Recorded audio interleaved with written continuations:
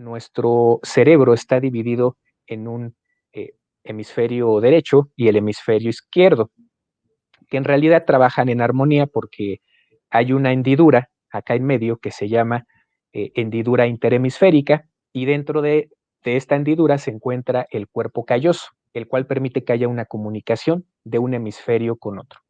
Acá lo interesante, Jesús, es que el hemisferio derecho de nuestro cerebro controla toda la parte izquierda a nivel físico, y el hemisferio izquierdo de nuestro cerebro controla toda nuestra parte contraria, la parte derecha de nuestro cuerpo. Hola, ¿cómo están? Muy buenas noches con todos. Bienvenidos a esta transmisión en vivo exclusiva desde Expresarte Mejor, desde nuestra página de Facebook. Estamos a punto de dar inicio a esta entrevista que nos reúne con Felipe Prina desde México. Él es psicólogo, psicoterapeuta, y vamos a hablar de un tema realmente muy completo, de mucho interés. Vamos a hablar sobre la programación neurolingüística. Un análisis psicológico, vamos a ver también los mitos, verdades. ¿Qué tan cierto será que esto nos ayudará en nuestro proceso de mejora continua como personas y profesionales? Así que quiero dar la bienvenida en esta noche a Felipe Prina directamente desde México. Bienvenido, Felipe. Muchas gracias, Jesús. Muy contento y agradecido contigo por esta excelente invitación que me has hecho de estar aquí en tu programa, y pues muy contento. Agradecido contigo por aceptar esta invitación, y realmente estamos gustosos de contar con tu presencia y de todas las personas que están dejando sus preguntas, comentarios, saludos, que también están en este en vivo. Etiqueten a las personas porque les cuento que la programación neurolingüística es una herramienta que les va a ayudar muchísimo. Y aquí estamos para aprender, y qué mejor que compartiendo, porque el conocimiento debe llegar a todos. Así que vamos a dar inicio a este conversatorio hablando con Felipe Prina sobre programación neurolingüística. Para dar inicio a esta entrevista, Felipe, quisiera que me cuentes un poco sobre la programación neurolingüística. ¿Cuál es su origen? ¿Cómo es que se desarrolla? Vamos a comenzar. Te comento que la PNL, la programación neurolingüística, es un conjunto, Jesús, de modelos, técnicas y recursos destinado a ser aplicados en la vida cotidiana y también en la vida profesional. Además, Jesús, te comento que la PNL, por sus siglas, programación, N de neuro y L de lingüística, nos ayuda a entender cómo las personas interpretamos, y no solo cómo interpretamos, sino también cómo filtramos la información que percibimos a través de nuestros 5 sentidos. Sin embargo, Jesús, pueden ser varias las dudas que nos pueden surgir si no conocemos esta práctica. ¿Qué es? ¿Cómo funciona? ¿Y cuáles son sus efectos? Entonces, a lo largo de esta charla podremos ir definiendo estos aspectos. Así es, Felipe. Es muy interesante cómo podemos empezar a conocer esto de la programación neurolingüística, pero hay un detalle muy interesante de su origen que me encantaría que compartas a todas las personas que se están comentando, puesto que se unieron dos creadores, ¿verdad? O bueno, se les atribuye a los que fundaron esta idea de la programación neurolingüística, pero con dos materias o dos carreras diferentes, pero que se unieron para crear este proyecto que hoy conocemos y que sin lugar a dudas puede ayudar a muchas personas a lograr objetivos en su vida. Cuéntame, ¿quiénes fueron estos creadores? ¿Quiénes fueron los que impulsaron esta gran iniciativa? ¿Y cómo fue este proceso para que hoy conozcamos, y obviamente, tantas investigaciones, libros, cursos sobre ese tema de la PNL? Claro que sí, Jesús. Los creadores de este recurso de la PNL fueron Richard Bandler.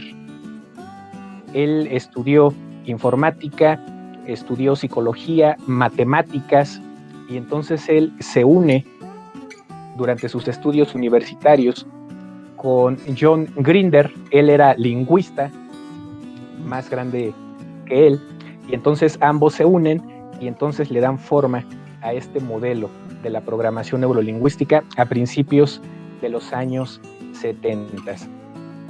Cabe señalar, Jesús, que parte de lo que ellos empezaron a organizar sus ideas para poder posteriormente formular este recurso es que, por ejemplo, quienes han aprendido, Jesús, a hablar más de un idioma, se pueden percatar cómo su percepción de sí mismos y del mundo cambia cuando pasan de un idioma al otro. Y esto es algo muy, muy interesante. Entonces, precisamente la PNL nace desde esta parte de cómo las personas podemos interpretar de diferente forma la realidad. Qué interesante. Hablamos entonces de pensamiento, hablamos de realidad, hablamos de palabras, hablamos del origen, lingüística, ¿verdad? Programación. Yo quería hacer una pregunta ya para la parte introductoria de este inicio de la entrevista. Programación.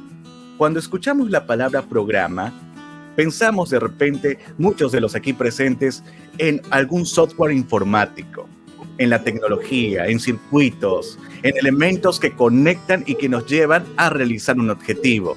Cuéntame cuál es la relación entre esto de la tecnología. ¿Tiene algo que ver con el proceso mental en lo que es la PNL? ¿Cómo podemos empezar a desarrollar esto desde esa comparativa? Las siglas de este modelo, PNL, tienen evidentemente todo un significado. Hablando sobre la programación, esto se refiere, Jesús, a cómo los seres humanos formamos modelos mentales en nuestro cerebro y cómo los vamos programando en función de los estímulos externos que recibimos. Pero cuidado, porque no todos procesamos los mismos estímulos externos de la misma forma, como te lo comentaba hace un momento. Cada persona, Jesús, le pone un peso u otro a sus canales de comunicación, que precisamente ahorita me gustaría mencionar cuáles son, en función de sus propias capacidades, ¿no? Y habilidades. Eso es lo que respecta a la programación. Me gustaría también, Jesús, comentar el significado de neuro. Ya llevamos el primero, programación. Neuro hace alusión, Jesús, a cómo el aprendizaje de los seres humanos involucra todos los canales del sistema nervioso. Entonces, el segundo componente de este modelo, de este recurso de la PNL, tiene que ver precisamente con cómo nuestras neuronas, esos circuitos, se organizan para poder dar origen a cómo estamos percibiendo esos estímulos externos. Y el último componente, hablando acerca de la parte lingüística o de la comunicación, Jesús, es cómo nos comunicamos, el lenguaje que utilizamos, teniendo bien presente que no solamente es el lenguaje oral, sino también el lenguaje no verbal. Entonces ahí están los tres componentes de este recurso de la PNL. Así es, mi estimado Felipe. Mencionabas un aspecto importante porque si vamos un poco al tema o al punto de vista de la comunicación efectiva, o lo que muchos piensan normalmente es que comunicar es simplemente hablar, simplemente es decir palabras. Pero eso es más lejos de lo que realmente es la comunicación, porque entendemos que comunicar va más allá de solo decir palabras. Es cómo decimos esas palabras, cómo interpretamos desde el lenguaje corporal, desde la kinésica, desde lo que expresamos con el cuerpo. Pero bien has dicho que todo nace primero de un proceso mental. Es por ello que la programación neurolingüística, entenderla nos permite también controlar muchos de los aspectos físicos y, por qué no, también del pensamiento. Y antes de seguir con esta entrevista, me parece muy interesante esto que nos deja Abel desde Facebook. Nos dice, ¿cómo controlamos la glosofobia a través de la PNL? Una muy buena pregunta. Oh, muy bien, excelente. Fíjate, Jesús, que de hecho, en algún momento como psicoterapeuta tuve la oportunidad de tratar este tipo de fobia, de el miedo, el pánico a hablar en público. Y les voy a comentar precisamente cómo pude intervenir desde mi labor de psicoterapeuta utilizando este recurso de la programación neurolingüística. Lo que hice, Jesús, fue que mi paciente era una mujer de 25 años de edad. Ella sentía pánico escénico. Entonces, cuando ella estaba en la primera sesión, porque además la PNL nos permite tratar casos como fobias en tan solo unos minutos. Esa es otra ventaja de la PNL. No es muy prolongado la intervención. Entonces, lo que hice en términos generales fue pedirle a mi paciente que pudiera evocar, recordar, cerrando los ojos para poder ayudar a este proceso de recuerdo, que trajera a su mente el cómo se veía a sí misma frente a un auditorio, frente a 30, 40, 50 personas. Y además de cómo se veía a sí misma, que me comentara cómo desde ella estaba percibiendo a las demás personas. Esto fue muy interesante, Jesús, porque me di cuenta de que incluso antes de que ella estuviera frente a este grupo de personas, dando una exposición, un discurso, ella estaba generando imágenes en su mente, imágenes desde las cuales se estaba percibiendo a sí misma, sudando, temblando, casi al borde de un desmayo, con mucho miedo, y a las personas que la estaban viendo las percibía así como con caras monstruosas, ¿no? Con miradas fijas sobre ella. Evidentemente todo esto, Jesús, estas imágenes que ella estaba creando en su mente, la estaban perturbando, estaban generando esta glosofobia. Desde ahí pude intervenir. Entonces, por lo que nos cuentas, de hecho es muy interesante porque tan poderosa puede ser la imaginación, el pensamiento, que crea imágenes visuales tan parecidas a la realidad que muchas veces pueden traernos escenarios como esto de la glosofobia, traerlo a un consultorio, traerlo al momento de la experimentación para poder dar un análisis, una terapia. Es interesante el poder que tiene nuestra mente y muchas veces lo subestimamos. O muchas veces todo el tiempo estamos pensando en negativo. Ya vamos a entrar en esa parte también de los pensamientos negativos, de esas barreras mentales que nosotros mismos nos ponemos. Porque tiende a ser impedimentos, ¿verdad? Tiende a ser impedimentos para nosotros poder hacer acciones para cumplir o desarrollar nuestra faceta diaria. ¿Cómo es esto que los pensamientos negativos transforman nuestro accionar y nos limitan? ¿Cómo nos podrías responder a esto? Efectivamente, Jesús, es así. Como te comentaba en un principio, los seres humanos interpretamos la realidad externa. De ahí un dicho popular que seguramente tú has escuchado, y los que nos escuchan en esta transmisión también, que cada cabeza es un mundo.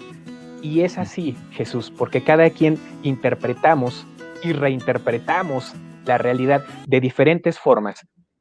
Pero algo importante y muy interesante en esta interpretación, Jesús, es que los seres humanos vamos percibiendo la realidad desde algunos canales sensoriales o de comunicación.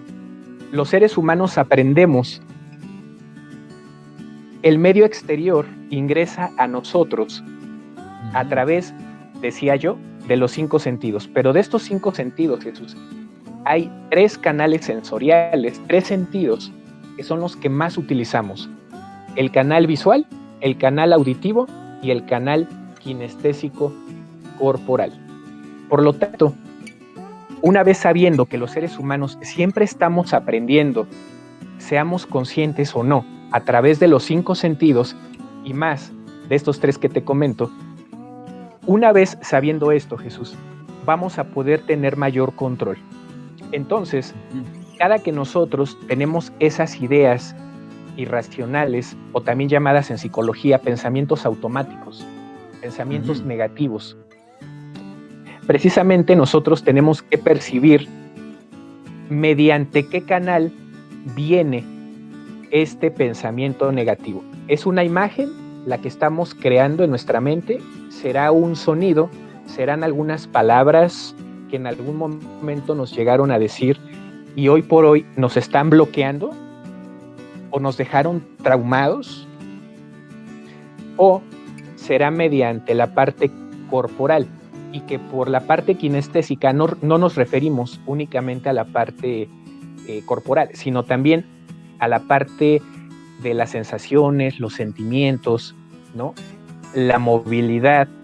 Entonces, Jesús, tenemos que identificar, por lo tanto, estos pensamientos negativos, ¿qué forma tienen? ¿Es una imagen? ¿Es un sonido? ¿O es una sensación?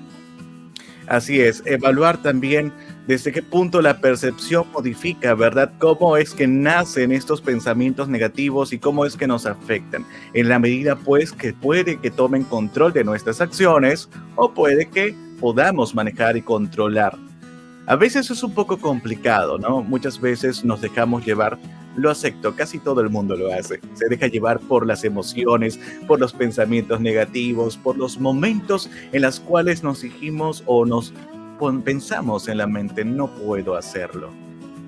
Voy a ponerme nervioso, me voy a equivocar. Quizás me tropiezo o me olvido de todo cuando estoy en un ámbito, cuando estoy hablando en público. Pero la verdad es que esos pensamientos pueden ser dominados, pueden ser controlados y la PNL es una excelente herramienta y tú mencionaste algo muy interesante, que es una forma en la cual podemos aplicarla y en un corto tiempo tener resultados. Y vamos a avanzar entonces en esta entrevista a un punto también muy interesante. Hemos visto el aspecto del origen, hemos visto también que se desarrolla. Quisiera que me compartas alguna experiencia que has tenido en algún análisis aplicándolo en alguno de tus pacientes. La PNL. Claro que sí, Jesús. La que ahorita yo te comentaba acerca de esta paciente de 25 años de edad que padecía precisamente de glosofobia. Continuando con esa experiencia, una vez que ella fue capaz de percibirse a sí misma en sus adentros, todas las reacciones fisiológicas, psicológicas y emocionales que ella estaba percibiendo en sí misma y que la estaban limitando desde un principio, incluso antes de dar su exposición frente al público. Esto, Jesús, fue el primer paso para que entonces yo pudiera intervenir. ¿Cómo fue mi intervención? Una vez que mi paciente fue capaz de verse a sí misma, de ver esos pensamientos negativos sobre lo que podía pasar en una exposición y de ver cómo la estaban contemplando las personas de una manera puramente imaginaria. Fíjate, Jesús, que la intervención fue muy interesante porque ahora que ella tenía toda esta imagen negativa de cómo se veía a sí misma y a los usuarios, esto me permitió poder trabajar con esta imagen como si se tratara de una película que estamos viendo frente a un televisor. Con un control remoto, tú sabes que podemos poner más brillo, más color, más nitidez a una pantalla. Lo mismo fue lo que yo hice. Una vez que ella había percibido estos pensamientos negativos sobre sí misma, yo le dije que le restara brillo, color y nitidez a esa imagen. Una vez que ella lo hizo, esto, Jesús, generó nuevas emociones en ella. El pánico se fue y empezó a asimilar mejor esta experiencia. Posteriormente le pedí que pensara en una imagen totalmente distinta, cómo le gustaría verse a sí misma frente a un auditorio y cómo le hubiera gustado ver a esas personas que estaban frente a ella. Fue muy curioso porque los deseos que ella tenía, lo que pude hacer, así como con la imagen anterior y como si se tratara de una película frente a ella, le pedí que intensificara colores, brillo, nitidez, que se viera a sí misma, que viera a sus interlocutores de esa manera como le gustaría ser vista. Esto generó un contraste, Jesús, muy efectivo. Qué interesante, ¿verdad? Cómo nuestra mente puede traer imágenes que la asociamos con la realidad. Un simple y llano ejemplo, cuando vemos esto de la realidad virtual, nos ponemos unas gafas y estamos en una montaña rusa o en un juego esos que tiene una sorprendente fuerza, donde nos sometemos a fuerzas G por encima de lo que toleramos, y resulta que el tan solo hecho de colocarnos esas gafas ya nos trae ese pensamiento y muchos empiezan a gritar de la histeria, de los miedos, de las emociones. Va un poco relacionado a lo que nos estabas comentando, cómo esa persona, a través de tu guía, de tu asesoramiento, iba trayendo el pensamiento, iba agrandando algo o achicando las tensiones, encontrando la imagen. Y qué tan sorprendente es, ¿verdad?, que nuestra mente puede hacer tantas cosas y muchas veces lo subestimamos. Muchas veces subestimamos lo que nuestra mente puede hacer. Pensamientos, ideas. A veces las trabas y los miedos están relacionados simplemente a la parte mental, más allá de la parte externa o de lo que las personas podrían pensar. Avanzando con esta entrevista, era muy interesante, estábamos hablando cuando nuestra mente empieza a traer pensamientos negativos, muchas veces eso se convierte en trabas, en barreras, en elementos que no nos permiten avanzar o lograr objetivos. Esto está relacionado con un campo de la PNL lo puede tratar, la PNL puede ayudar a que esto, digamos, se balancee y pueda mejorar. Sí, Jesús, por supuesto. Y fíjate que todo depende de que comencemos a desarrollar esta parte que te comentaba, de identificar en nosotros mismos la manera en la que nosotros percibimos el mundo. Ya que encontramos cuál es nuestra predominancia, si es visual, si es auditiva o si es kinestésica, entonces, Jesús, tenemos que pasar a identificarlo en las demás personas. Y algo muy interesante que nos permite la PNL, Jesús, es una segunda forma de identificar, además de lo que ya comentamos, de las expresiones que a veces decimos, ¿no? Ya veo lo que quieres decir, es una persona visual. Eso me suena a una persona auditiva. Me he quitado un peso de encima, una persona kinestésica. Pero hay una segunda manera, Jesús, de poder identificar tanto en nosotros como en las demás personas cuál es su estilo de aprendizaje predominante. Y esto tiene que ver con la observación ocular, tanto de nosotros como de las demás personas. Y para esto me gustaría comentarte, y haciendo alusión un poquito a la imagen que tú nos proyectas, que también acá traigo un modelo de un cerebro humano. Te comento, Jesús, que nuestro cerebro está dividido en un hemisferio derecho y el hemisferio izquierdo, que en realidad trabajan en armonía porque hay una hendidura acá en medio que se llama hendidura interhemisférica, y dentro de esta hendidura se encuentra el cuerpo calloso, el cual permite que haya una comunicación de un hemisferio con otro. Acá lo interesante, Jesús, es que el hemisferio derecho de nuestro cerebro controla toda la parte izquierda a nivel físico, y el hemisferio izquierdo de nuestro cerebro controla toda nuestra parte contraria, la parte derecha de nuestro cuerpo. Además, hablando acerca ahora de las funciones de cada hemisferio, porque ya hablamos acerca de la parte anatómica, las funciones, Jesús. El hemisferio derecho es aquel que controla nuestras emociones, nuestros recuerdos, cuando soñamos algo, cuando sentimos, nuestra creatividad, nuestra imaginación. La parte inconsciente se encuentra en el hemisferio derecho. Y la parte contraria, la parte racional, consciente, el aquí y ahora, estamos despiertos, estamos conscientes, es la parte izquierda de nuestro cerebro la que tiene estas funciones. Por lo tanto, Jesús, esta es la base para poder comprender mejor lo que les voy a comentar sobre la segunda manera de poder identificar tanto en nosotros como en los demás cuál es nuestro estilo de aprendizaje a través de esta observación ocular. Jesús, cuando nosotros estamos charlando con una persona y de repente esa persona observa hacia la parte izquierda superior frente a ella, eso nos revela que la persona está reviviendo, está recordando imágenes del pasado. ¿Por qué? Porque, como les comentaba, nuestro hemisferio contrario es el que controla la parte contraria de nuestro cuerpo. Entonces, si una persona voltea hacia arriba del lado izquierdo, es porque está recordando en la parte derecha, el hemisferio derecho, es el que se está activando en ese momento. Si una persona voltea igual hacia la parte izquierda, pero de manera horizontal, es porque la persona está recordando sonidos. Y si la persona dirige su mirada hacia el ángulo inferior izquierdo, nos revela que la persona está sintiendo, está experimentando emociones en ese momento. ¿Qué pasa si una persona voltea hacia la parte derecha superior? Bueno, que en ese momento la persona, Jesús, lo que está haciendo es creando, construyendo imágenes en este preciso momento.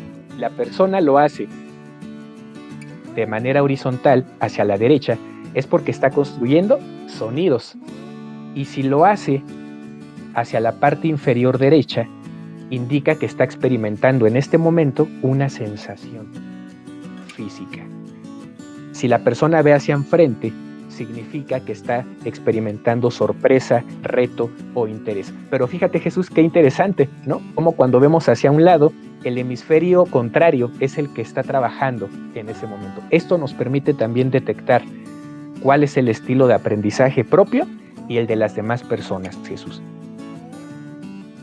Qué interesante esto de los hemisferios, ¿verdad? Cómo determinar qué parte del aprendizaje muchas veces orientado, ¿verdad? Dicen que hay un lado más lógico, un lado más numeral, mientras que el otro lado es un poco más creativo, más de colores, más artístico. Vamos a ir respondiendo un poco de las preguntas que nos hacen en el en vivo, que es muy interesante, como por ejemplo acá nos decía Abel, ¿cómo usar nuestros pensamientos para controlar los nervios? Él muy interesado con el tema de la glosofobia. ¿Qué nos podrías decir para ir darle un tip especial a Abel? Muy bien. Para empezar, Jesús, tenemos que ser conscientes de que para que nosotros tengamos una conducta, una reacción, una actitud, un comportamiento, ese comportamiento viene precedido por una emoción, por un sentimiento. Y a su vez, ese sentimiento viene precedido por un pensamiento. Por lo tanto, si nosotros tenemos crisis de ansiedad o nerviosismo, hay personas que incluso hasta tiemblan, por ejemplo, en una crisis de ansiedad, de nervios.